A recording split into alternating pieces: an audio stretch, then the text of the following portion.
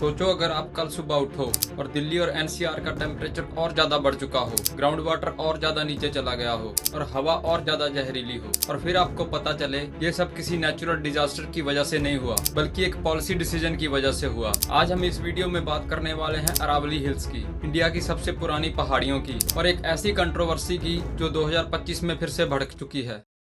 Aravalli range दुनिया की एक ओल्डेस्ट माउंटेन रेंज में से एक है। ये गुजरात से लेकर राजस्थान, हरियाणा और दिल्ली तक फैला हुआ है। पर अरावली सिर्फ पहाड़ियां नहीं है, ये थार डेजर्ट को दिल्ली तक फैलने से रोकती हैं, ग्राउंड वाटर रिचार्ज करती हैं और एनसीआर के लिए एयर प्योरीफायर का काम करती हैं। अगर सिंपल शब्दों में कहें तो Aravalli equal to north India का लाइफ सपोर्ट सिस्टम। पिछले कई सालों में अरावली पर इलीगल माइनिंग होती रही है, जिससे कि पहाड़ियां तोड़ दी गई हैं और वहां पर डेवलपमेंट के नाम पर फार्म हाउस, रिजॉर्ट, हाईवेज बनने लगे हैं। और हरियाणा के गुरुग्राम और फरीदाबाद में पूरी की पूरी हिल्स गायब हो चुकी हैं। हालांकि 2009 में सुप्रीम कोर्ट ने माइनिंग पर बैन लगाया था, लेकिन फिर भी आज तक डिस्ट्रक्शन रुका नहीं है। क्यों? क्योंकि रूल्स को बाईपास करने के तरीके निकाल लिए गए। अब फोकस करते हैं 2025 की सबसे बड़ी कंट्रोवर्सी पर। अब 2025 में अरावली हिल्स की एक नई लीगल डेफिनेशन को एक्सेप्ट करने की कोशिश की गई है। इस डेफिनेशन के हिसाब से सिर्फ वही एरिया अरावली माना जाएगा जो 100 मीटर से ज्यादा ऊंचा होगा और कम से कम 2 हिल्स उसमें आसपास होनी चाहिए। सुनने में टेक्निकल लगता है, पर इसका इम्पैक्ट बहुत जबरदस्त है।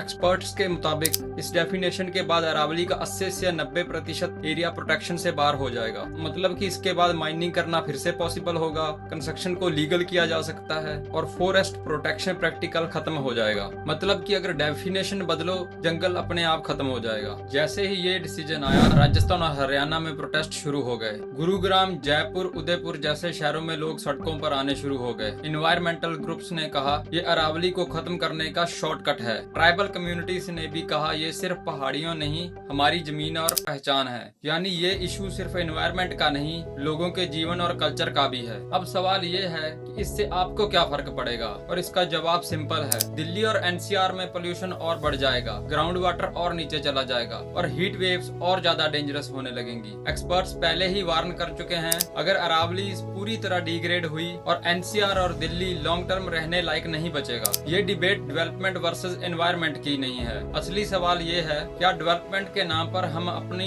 नेचुरल प्रोटेक्शन सिस्टम ही तोड़ देंगे? अरावली हिल्स को बचाना मतलब सिर्फ पहाड़ियां बचाना नहीं है, बल्कि फ्यूचर जनरेशन का हक बचाना है। जब नेचर बोल नहीं सकती तो उसकी आवाज हमें बनना पड़ता है। अगर आपको भी लगता है कि ये इशू इम्पोर्टेंट है तो बात करो, शेयर करो और सवाल करो, क्योंकि अगर अरावली नहीं बची तो नुकसान सिर्फ पहाड़ों का नहीं होगा, नुकसान हम सबका होगा।